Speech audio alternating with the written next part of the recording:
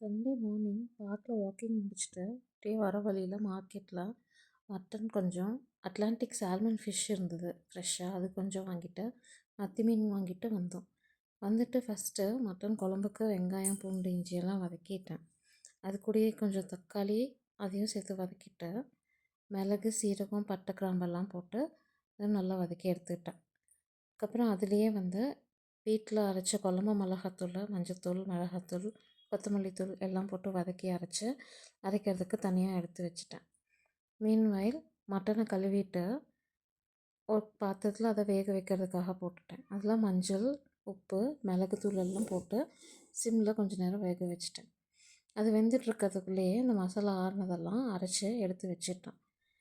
Side by side ஃபிஷ்ஷுக்கும் மசாலா ready பண்ணிகிட்டு இருந்தேன்.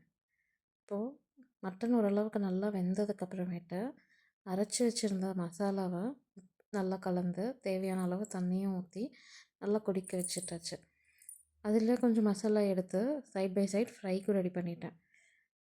ஃபிஷ்ஷுக்கு சின்ன வெங்காயம் பூண்டு இஞ்சி மஞ்சத்தூள் மிளகாத்தூள் எல்லாம் போட்டு அது ஒரு இதை அரைச்சிட்டது. ஏற்கனவே வீட்டில் ஷீலா மீன் குழம்பும் ஃப்ரைக்கு வச்சுருந்த பீஸும் இருந்ததுனால சால்மன் மட்டும் ஒரு 2 பீஸ் இன்றைக்கி ஃப்ரை பண்ணிக்கலாம் அப்படின்னு சொல்லி எடுத்து வச்சுட்டேன்.